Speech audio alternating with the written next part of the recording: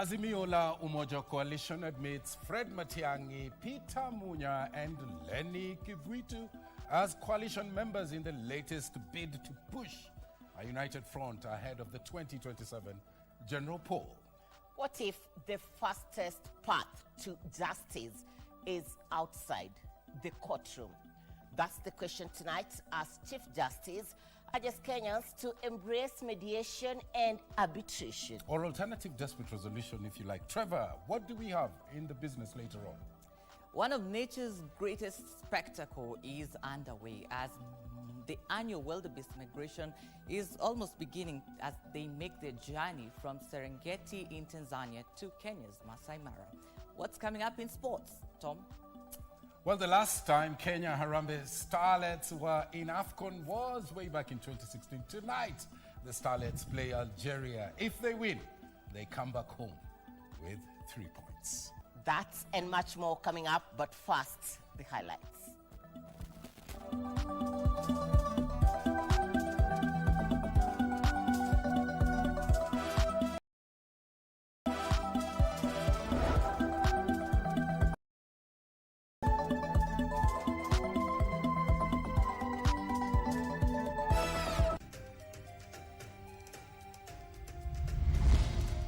Mheshimiwa Rais wa tatu, Mheshimiwa Mwai Kibaki, alitusaidia tukatengeneza ile inaitwa Vision 2030. Hiyo Vision 2030 ndio ikawa ni maono yetu. Embracing Vision 2060. President William Ruto says it's time to pick up from where Kibaki left off, calls for a national conversation. IBC cannot hold elections in a toxic environment. Guest of the state. Mukurwe-ini MP John Kagusha detained at Kamkunji police station after a night of drama. After we gave the notice, that is, the Council of Governors is yet to even formally invite us for any meaningful discussion. Plus, on the broadcast, Wide public health care paralysis as a strike called by the Kenyan midwives continues.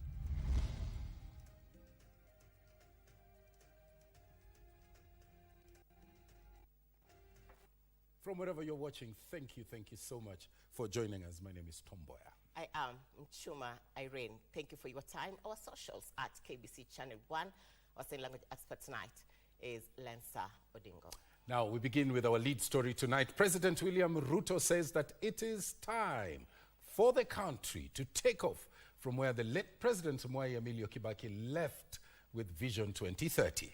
The president, who spoke at State House in a meeting with Friends Church faithful, said the country must now come together and have a national conversation to forge the path to the future. Give Us on Maina opens our coverage tonight with that report. On Monday, President William Ruto 1,000 members of Friends Church at State House, Nairobi. The president used the occasion to root for National Development Charter, saying it should be anchored on the Constitution for prosperity. Mheshimiwa Rais wa tatu, Mheshimiwa Mwai Kibaki, alitusaidia tukatengeneza ile inaitwa Vision 2030. Sasa ni nafasi yetu kama Wakenya tuketi chini pamoja, tupange destiny ya taifa letu la Kenya. Miaka 20-25 ijayo, tunataka Kenya isimame mahali gani? President Ruto said it was time to steer the country in unity. Nikiwa rais wa nchi hii, hakuna sehemu ya Kenya itawachwa nyuma. Mambo ya siasa ya chuki na ukabila na ubaguzi tunazima. The leadership of this nation is not about ethnic polling. It's not about tribalism. It is about safeguarding the lives of all the 55, 56 million people in Kenya. Kuna mtu alienda kwa Yesu usiku. Alikuwa anaitwa nani? Nicodemus. Akauliza, nikitaka kwenda kwa ufalme wa Mungu, nataka nifanye namna gani? Aliambiwa aje? Lazima uzaliwe mara ya pili. Hiyo ndio two term, Your Excellency, that we are talking about. The head of state noted the transformation witnessed in the last 4 years of the Kenya Kwanza administration, including affordable housing, health and education systems, was an indication that the journey to first world was indeed attainable. Haiwezi kupangwa na serikali, haiwezi kupangwa na chama peke yake, haiwezi kupangwa na wachache. Sisi wote tutaketi chini tupange. Tukubaliane Kenya itakuwa wapi in the next 20-25 years. He alluded that Kenya must not only boast of being a democracy, but also attain economic independence. Tulimfukuza mbeberu ndio tuwe taifa huru. Lakini hatukumfukuza mbeberu tuwe nchi huru na tuendelee kukaa kwa umaskini. The first in command is expected to launch the Beyond 2030 blueprint on August 12, 2026. Giverson Minor, Prime Edition. On to a story we highlighted for you at the beginning of the broadcast. Mukurwe-ini legislator John Kagusha is currently detained at the Kamkunji police station following his early Monday morning arrest by officers from the Directorate of Criminal Investigation. Well, Kagusha, who was first taken to the DCI headquarters, is accused of breaching the Election Offences Act following controversial political remarks that is said to have been made during the public rally that took place in Nyeri. This story was compiled by Kamche Mensa. Throughout the morning, a host of lawmakers allied to the Democracy for Citizens Party, alongside Kagusha's legal team, camped outside the DCI headquarters demanding his release. That is the first thing that we've come here to demand, that Kagusha must be given access to an advocate. And secondly, he's been arrested and nobody is even telling us why he's been arrested. The MP was arrested Monday morning after he left a local media house where he's said to have spent his night trying to evade detectives. The arrest attributed to alleged inflammatory remarks uttered by the legislator during a rally in Nyeri. Na ile maneno tu labda tunasikia amekuwa accused of, although hatuja confirm ni nini haswa wanasema, ni mambo tu ya kuambia watu wa eneo fulani wapige kura 100%. I don't understand why Honorable Kagusha is here at all in the first place. The remarks attributed to him may be investigated by NCIC, and that's a place you should have reported. While being held at the DCI, his legal team, however, claimed it was blocked from talking to him. Tumekuja hapa DCI, tumekaa karibu masaa 45, tumekataza hata kuingia kwa hiyo maofisi. Sasa ndio nimeona wamemtoa na ile magari yao sio wamempeleka wapi. So sisi kama mawakili wa Kagusha hatujamuona.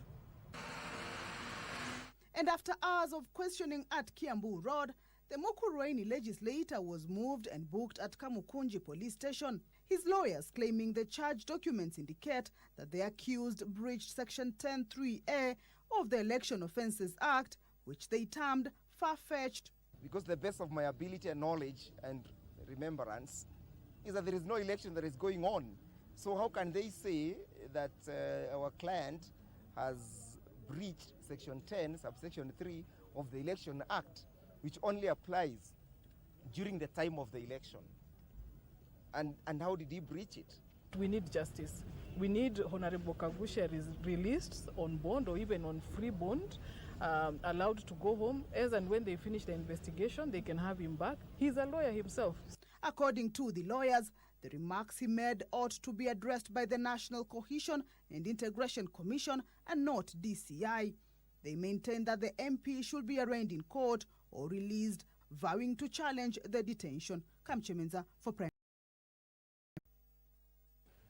Moving on, the National Cohesion and Integration Commission, NCIC, Independent Electoral and Boundaries Commission, IEBC, and the Directorate of Criminal Investigations, DCI, are among stakeholders, have announced the formation of a high-level multi-agency team to deal with political intolerance, hate speech, and also a breach of the Electoral Code of Conduct ahead of the 2027 general poll. Speaking jointly, the heads of the various institutions warned that the country is sliding into dangerous times due to escalating political indecency, ethnic incitement, and vulgar rhetoric in public and online spaces. Well, IBC says that it cannot conduct elections in a toxic environment.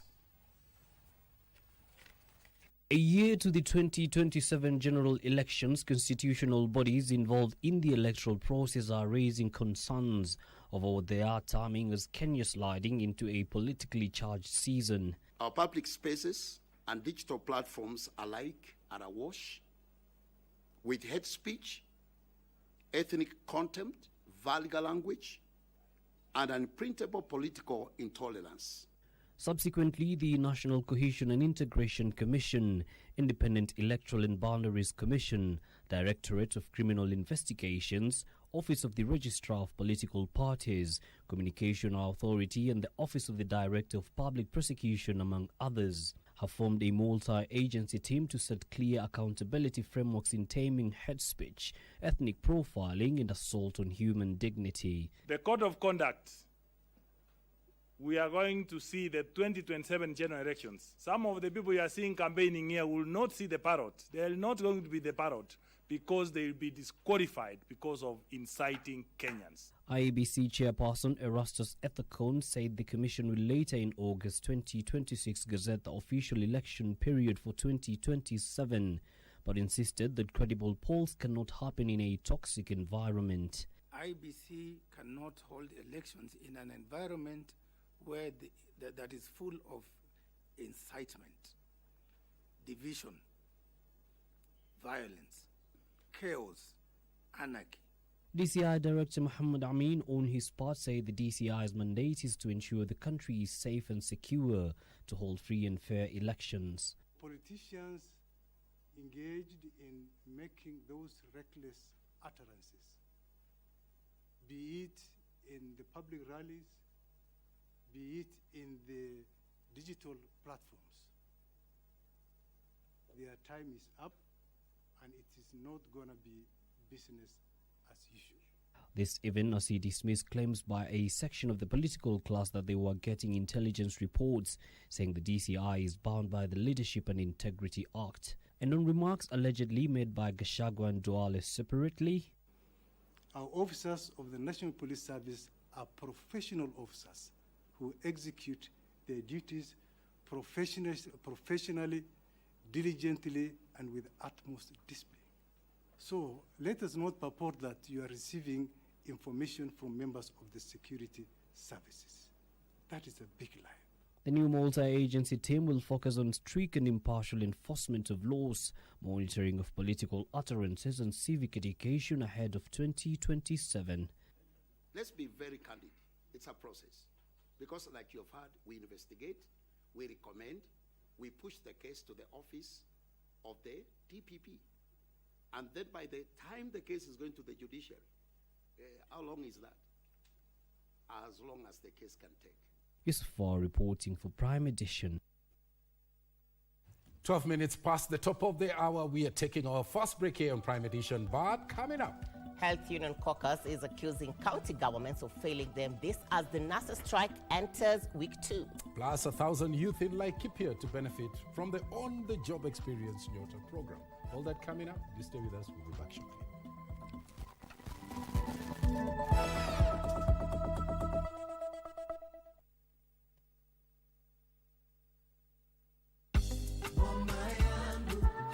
Je, umehangaika miaka mingi kulipa rent, ukalipa na bado inabidi ulipe tena, na umechoka kulipa rent hiyo katika nyumba? Usijali, imagine sasa unaweza pata makao yako. Sio ruma na sio story tu, serikali inajenga na ni zako. Process ni rahisi. Una apply, unalipa deposit, unahamia, unalipa polepole. Umesikia? Una apply, unalipa deposit, unahamia, unalipa polepole. Hatimaye kila Mkenya akona nafasi murwa ya kusema huku ni kwangu. Sasa ni mambo ya time ya kubonga imeisha. Sasa ni time ya kumove in kwa keja yako. Your key, your house, your time. Jisajili leo kwa mpango wa afford na upate makao kwa jina lako. Tembelea tovuti yetu www.bomayangu.go.ke au fika site iliyo karibu nawe kote nchini. Pata makao na Boma Yangu.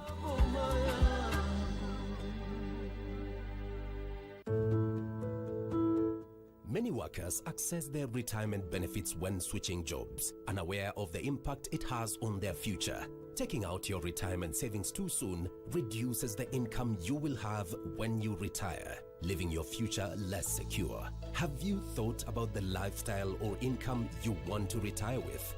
The earlier you start saving, the better. And the more you save, the more secure your future will be. Increase your savings today and live your golden years the way you've always dreamed. For more information, visit our website www.rba.go.ke, call our toll-free line 0800-720-300 or email info@rba.go.ke. Secure your future. Secure your peace of mind. RBA, safeguarding your retirement benefits. Captivating continental football. KBC Channel 1 brings coverage of the 2026 Cup of Nations, WAFCON. From Sunday the 26th to the 16th of August 2026, Morocco as Nigeria defend their title against fighting to lift the prestigious trophy. The Queens of African Football. Ministry of Youth Affairs, Creative Economy and Sports. Watch all the action unraveling on KBC, your true sports partner.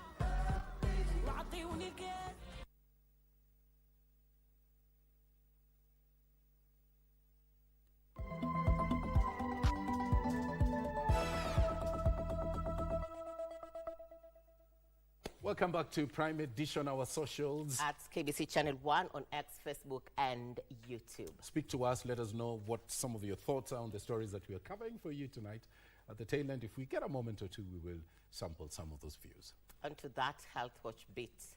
The Health Union Caucus is accusing county governments of failing to implement key labor agreements, including issuing confirmation letters to universal health coverage as the nurses' strike entered its second week. Well, the caucus claims that the national government has honored its part, but continues, and they are adamant, vowing that they will not resume work until the intern nurses are employed on permanent as well as pensionable terms. Here is that report. Public healthcare services remained disrupted across several counties as the nationwide strike by nurses and other health workers entered another week. Striking health workers marched through Embu town to the governor's office. Promotions, remittance of statutory deduction of contract staff to permanent. Tuko nje kwa sababu ya issues ambazo siko kwa consent, na kwa consent hakuna kitu kama mshahara. Ile consent ambayo iko mahakamani, ambayo inaongea mambo ya promotion, inaongea mambo ya kuemploy wafanyikazi kwa PNP na mambo mengine. In Kwale County, healthcare services have grounded and facilities including Matuga Sub-County Hospital have been forced to discharge patients due to the strike. Kwa vile mgomo huko unatuathiri sisi kama wananchi ama jamii ambao tunatafuta huduma katika hospitali za umma. Ni challenge, na wenye pesa pengine watakwenda private, wenye hawana. The strike has also increased pressure on private health facilities in Migori County, where hospitals are reporting a surge in patients following the disruption of services in public hospitals. Employ enough doctors and enough sisters, nurses, who can now manage or treat the patient. Otherwise, many people are going to suffer or many people are going to die because of the problem they are encountering in the hospitals. The health has vowed to sustain the nationwide strike, commending the Ministry of Health for paying July salaries and processing the transition of UHC workers. They accuse county governments of failing to issue employment confirmation letters and implement pending collective bargaining agreements. After we gave the notice, that is, the Council of Governors even formally invite us for any meaningful discussion. To the county governments and the governors, they come out and declare that they are not able to manage healthcare services, so that then the health services can be transferred back to the national government. They have warned issues are resolved, the strike will be Masharia for Prime Edition.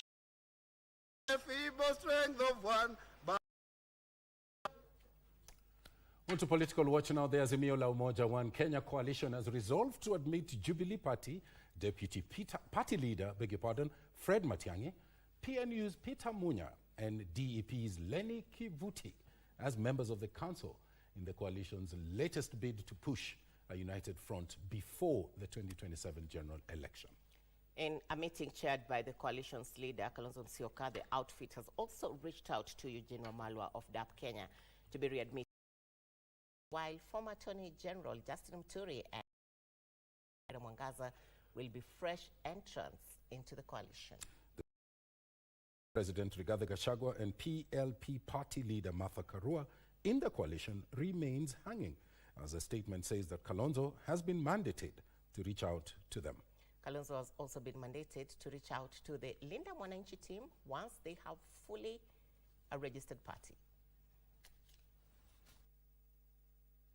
The council made a decision to admit 2 new members into its ranks. That is His Excellency Fred Matiang'i, the Honorable former Governor, His Excellency Peter Munya, and Honorable Senator Lenny Kivuti to become the new council members. So there are 3. The council resolved to invite Umoja na Maendeleo Party, PDP Party, and the Democratic Party to become members of the coalition. Staying with politics, Monday, coast leaders allied to the broad-based government have intensified calls for residents to enlist as voters en masse to increase the region's votes to 4 million. Led by Senate Speaker Amason Kingi and Cabinet Secretaries Ali Hassan Joho and Salim Vuria, the leaders argued that the region needs a bigger stake in President William Ruto's second term in office. Meanwhile, a section of Mijikenda elders has endorsed former Cabinet Secretary Aisha Jumwa as their preferred Kilifi County gubernatorial candidate.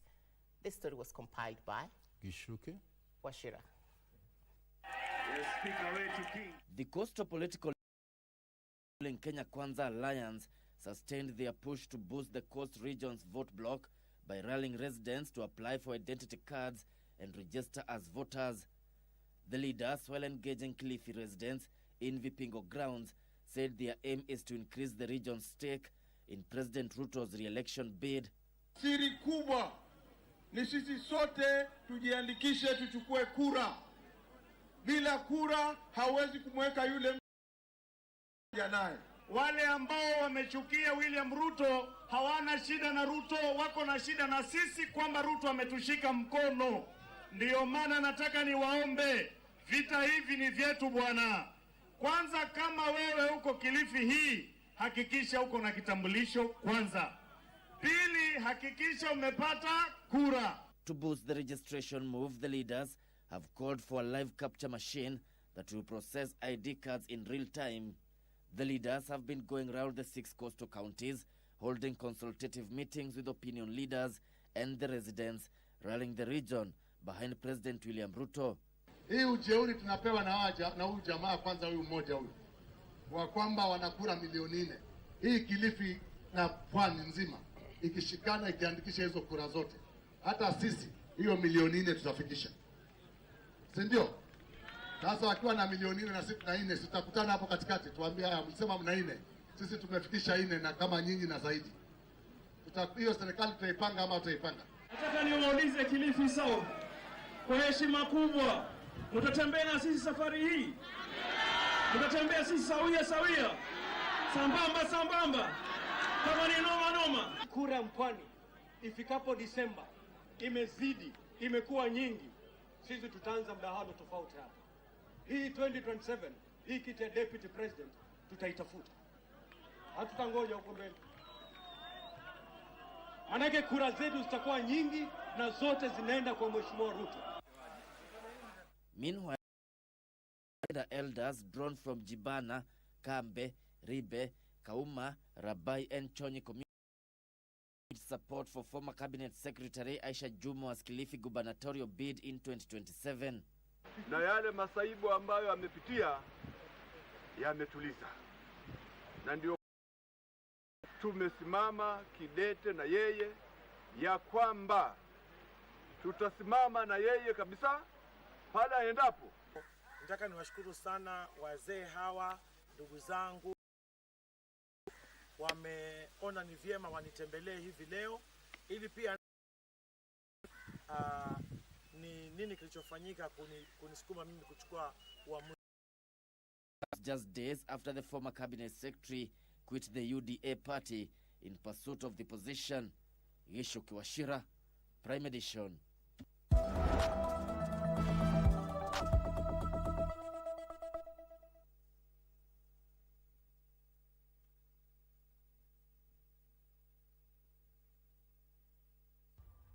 Get meeting Continental Football Extravaganza. KBC Channel 1 brings you exclusive coverage. 6 Women's Africa Cup of Nations. From Sunday the 26th to the 16th of August 2026. Welcome to Morocco! Morocco is Nigeria defend their title against 15 other nations. The prestigious trophy.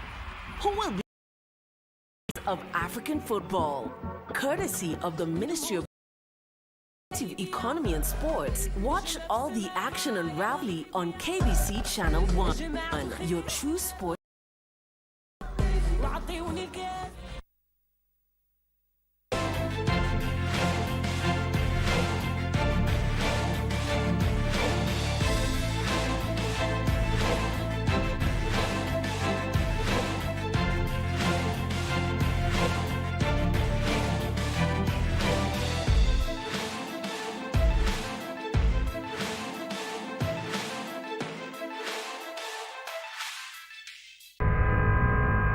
Don't you think you're overreacting? Overreacting? Do you want my son to die so you can act on it? Why are you behaving as if I don't care about my son? Just know you're not sleeping here.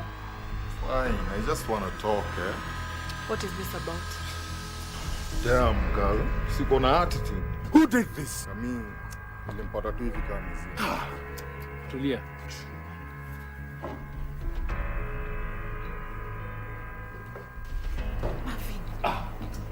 What is it? Hey. I can't remember really what happened.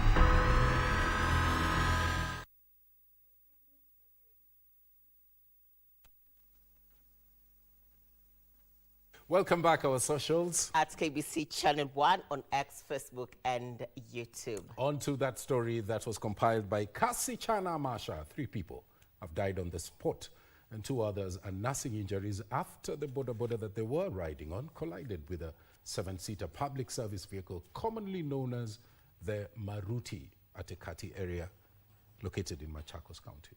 Kasinga Location Assistant Chief Frederick Kitonga said the boda that was ferrying the 5 people was heading to Machakos town, and the matatu was coming from Mutituni Market. Well, the 2 survivors are receiving treatment at Machakos Level 5 Hospital.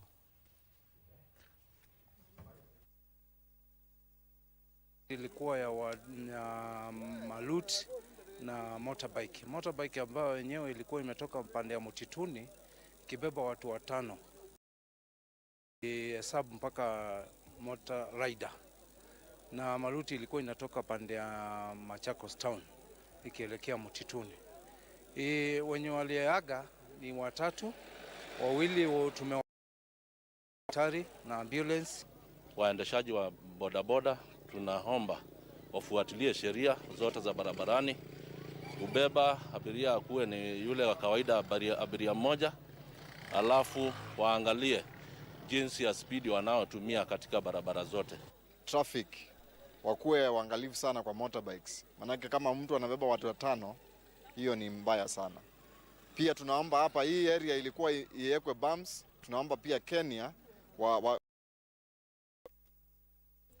On to a story which is for you at the beginning of the broadcast and is compiled by Michael Mwandiga.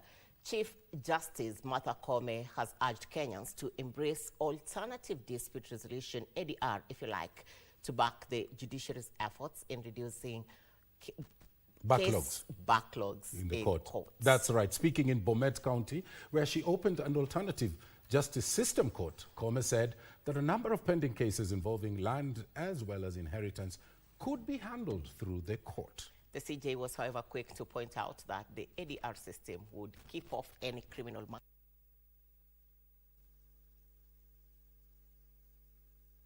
Such offences belong within the criminal justice system and must be investigated, must be documented, must be prosecuted and determined in accordance with the law. Anybody negotiating or mediating a sexual offenses become an offender themselves. Security agencies are now receiving reports of GBV incidences almost daily, with cases of development, domestic violence, wife battering, and sexual offences on the rise across all our 5 sub-counties.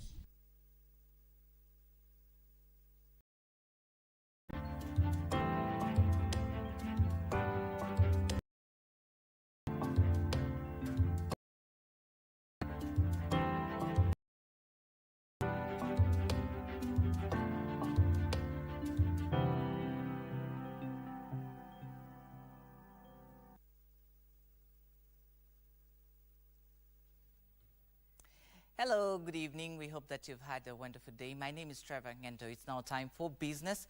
We begin with nuclear investment plans here in Kenya, and preparations are underway for a public-private partnership to finance construction of the proposed nuclear plant in Siaya County to expand its energy capacity. Energy Principal Secretary Alex Wachira says the government has engaged financial experts to determine the private equity required for the project as it awaits approval from the International Atomic Energy Agency.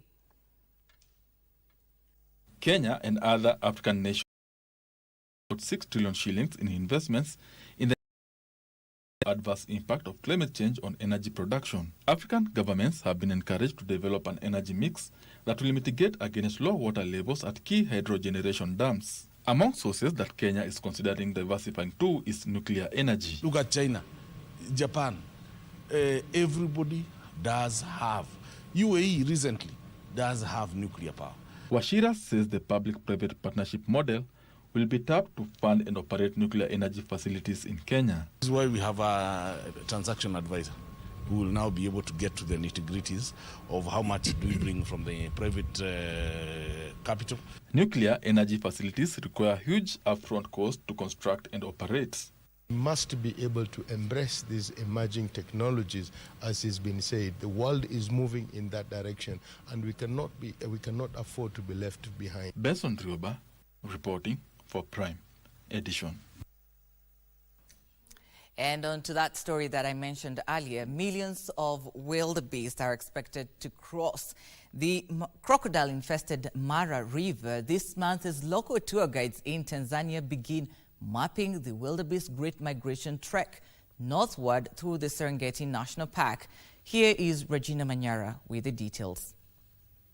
The Convention on Migratory Species estimates about 1.3 million wildebeest in the Serengeti Mara ecosystem. They move between Tanzania following rainfall and pasture, with the Mara River being a critical. Each June and July, vast columns of wildebeest reach the Grumeti River region. After resting and grazing in the area, the herds continue their northward Mara River in July, keeping the migration in constant motion throughout the year. In nature, they say it's for survival for the fittest. Only the strongest will only survive in the wild. So those obstacles can ensure the gene which is strong can continue to survive in the nature. According to tour guides in the ecosystem, the migration route spans roughly 1,500 square kilometers and is shaped by unpredictable weather patterns, grazing and predator activity both on land and river. This and where the herds will cross, making each crossing a unique and uncertain spectacle. The great migration that involves wildebeest, zebras and gazelles remains nature's most awe-inspiring display. News are expected to arrive between August and October, will epitomize the tourism high season. Regina Manyara reporting for KBC Channel 1. And meanwhile, the Kenya Maritime and Fisheries and Research Institute is working with fishermen to restore degraded papyrus wetlands around Lake Naivasha to protect the lake's ecosystem from pollution. Kenya Maritime and Fisheries and Research Institute Naivasha Station Manager Edna Waithaka says the initiative involves restoration of 130 acres of papyrus, which provides breeding grounds for fish and acts as natural filter against pollutants entering the lake. The Kenya Marine and Fisheries Research Institute says more than 70% of papyrus cover around Lake Naivasha has been lost over the past 2 decades due to illegal cultivation, encroachment, and harvesting for livestock feed. The institute says wetlands has allowed for waste and silt from hotels and settlements to flow directly into the lake, contributing to declining water quality. Production. Have a buffer. It means that we have increased pollution. It means that there's a lot of silt coming in, and the effluent is directly coming into the lake, which can have a ripple effect on all other organisms in the water body. The objective is purely to restore papyrus in order to reduce pollution and to ensure safety of the other organisms that are in the water, including fish, so that we have fish that is healthy for our consumption. Edna says papyrus offer essential habitat for breeding fish and is key in protecting the lake from effluents, hence the need to rejuvenate it. They are also critical as breeding sites for our fish, so we need to restore them so that we can have a balance. Papyrus restoration is very, very critical here in this lake. One, the papyrus restoration has to address issues to do with the water quality and the habitat of the fish and also the birds. They further said illegal logging in Lake Naivasha's key catchment areas is threatening its water flow. And we had more, but time couldn't allow, and that's where we put a cap on business news. My name is Trevor Ngendo. I want to hand this over to the sports team, and Daniel Wahome is already in studio for that after this very short break. Good night.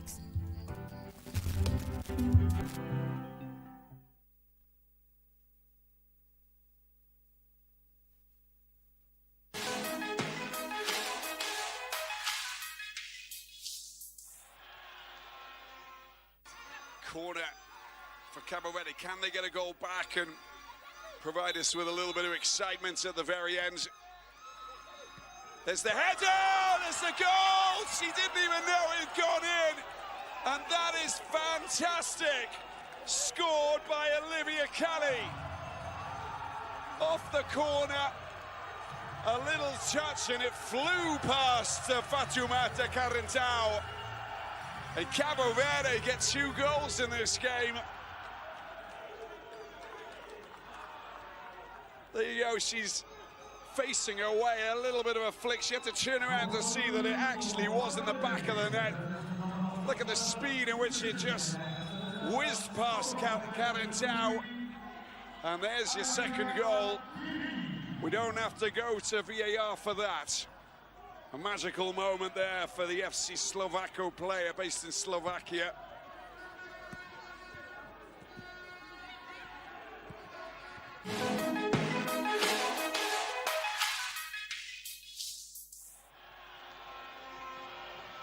Pata makao na boma yangu.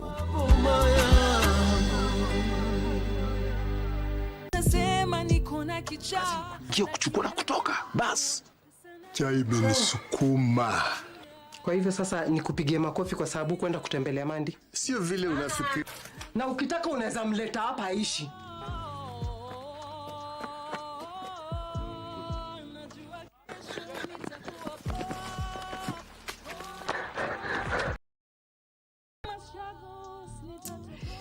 Tutaona nani ameona mengi kati yangu mimi. Chief, mimi nasikia tu nimechoka. Ukipoteza pesa yoyote na kuchota wewe pamoja na hiyo kanisa yako. Muka bwana, nabishana nawe nini hapo wewe?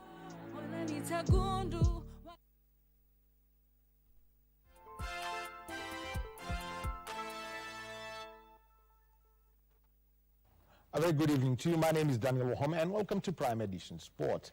The Harambee Starlets will be fighting to keep their tournament hopes alive tonight when they face Algeria in their final Group A match of the CAF Women's Africa Cup of Nations at the Rabat Olympic Stadium in Morocco. Kenya head into their final group match under pressure after suffering back-to-back defeats against hosts Morocco and Senegal, which left them at the bottom of the standings. The Atlas Lionesses lead the group with 6 points after 2 wins, followed by Algeria with 3 points after they beat Senegal 2-0 in the opening match. They are third with 3 points, 2 after they beat Kenya by a solitary goal in their second match, making tonight's fixture a must-win for the Starlets by a big margin if they are to have any hopes of progressing to the knockout. Top 2 teams. The match will be broadcast live on KBC Channel 1 from 11 p.m.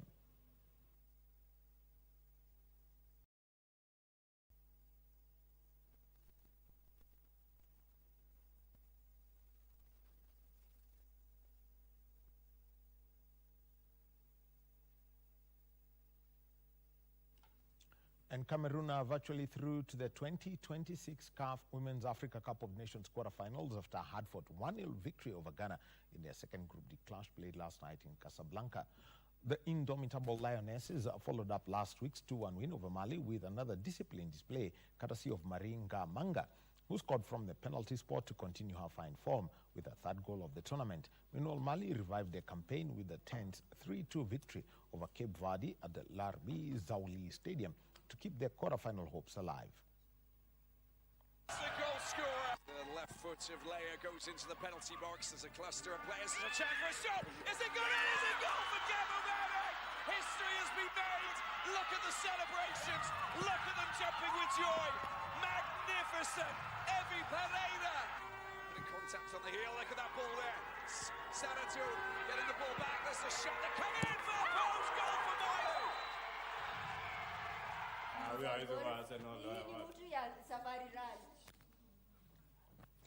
And the Kenya national women's volleyball team Malkia Strikers head coach Jeffrey Omondi has expressed confidence in the progress of the team as preparations gather pace for the 2026 CFVB Women's Africa Cup Nations Championship, which Kenya will host from the 23rd of this month.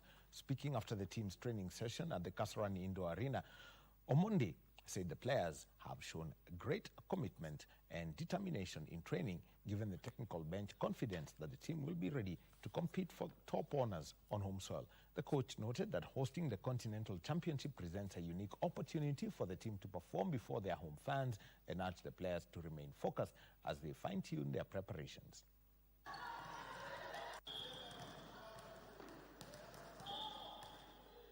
We are going to work together because the coaches are working so hard. They're working on the areas that are always stubborn, like reception, the mini blocks, and the attacks and everything.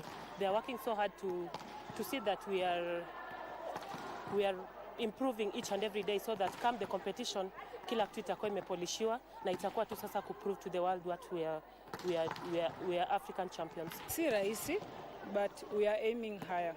I know kila team wanang'ang'ania hii position ya ku qualify Olympics, but hata sisi pia tunang'ang'ania. That alone, wanting to go to the Olympics is motivation enough. It overrides the pressure that is there. But we know we are at home, so the pressure will be there. We'll live with it. Yeah. And Ukwasini ladies and men's football teams won the Captain Irene Danu Super Cup finals held at the Nyayo National Stadium, which were graced by Ghanaian football great Asamoah Gyan. Ukwasini ladies beat Ukalani Queens 7-6 on post-match penalties after an all draw, while Ukwasini men beat Masi United 2-0 in the men's finals after dominating from the onset. The Captain Irene Danu Super Cup was aimed at nurturing and developing football talent at the grassroots level, an initiative which was held by chief guest and Ghanaian football great Asamoah Gyan, who's a champion of youth structures.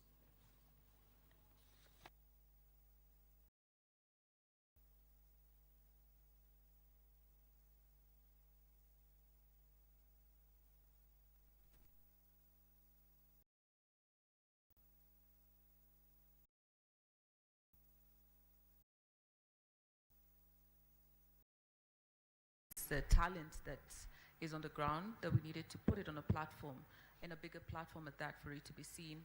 And then it's also just to showcase how if leadership is taken seriously and done properly, we can get structures working and working very well. We need to start to think big, all right?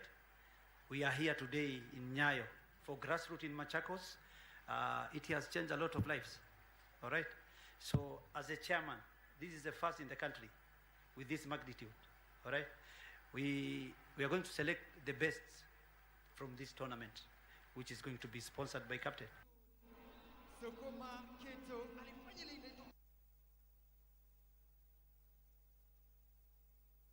And women's hockey 5 teams have intensified training sessions at the Sikh Union Club in Nairobi ahead of the inaugural Under-18 Hockey 5s Youth Cup set to be held from the 6th to the 8th of August this year in Nairobi. Frederick Moki has the details. Kenya is gearing up towards hosting the inaugural Under-18 Hockey 5s at the Sikh Union from Thursday this week.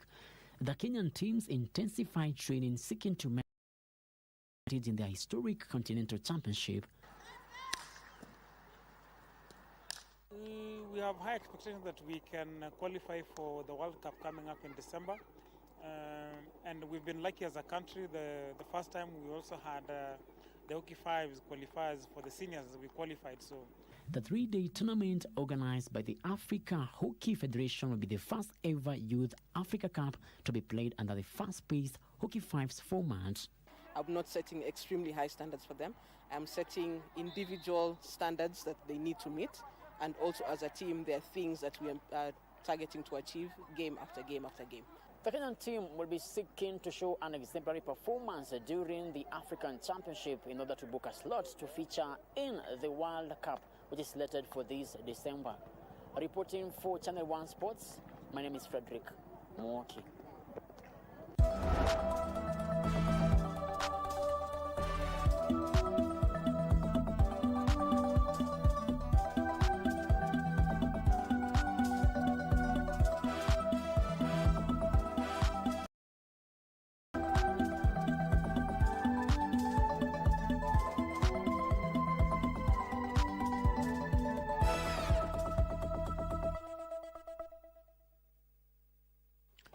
It's time to go now. Of course, we were told last time Harambee Starlets were in AFCON was in 2016. Tonight, there's a match. Harambee Starlets playing Algeria. If they win, 3 points, they come back home. Tom, what are you saying? I'm saying if they win, if they beat Algeria. What are you saying, Tom? We just want the Harambee Starlets to win. Just that. Just that. The last time they scored a goal was in 2016. Essie Akida is the one who scored that goal. Okay. We want a goal in this tournament. That's all. The game kicks off at exactly 11, is it? 11 p.m., but we've got Dunda Dunda and the pre-match analysis. Okay. So I've got to go and get ready for the analysis. Great. Okay, I want to thank you on behalf of the Prime Edition team for watching. Thank you so much. We'll be back again tomorrow. tonight. So on behalf of the entire team, thank you. I'm Mboya. I am Chuma Irene. Thank you for your feedback on our social media platforms at KBC Channel 1. Time does not allow us to go through them, but we do appreciate. Certainly. All right. See you in about 40 minutes. Good night and God bless you. Bye-bye.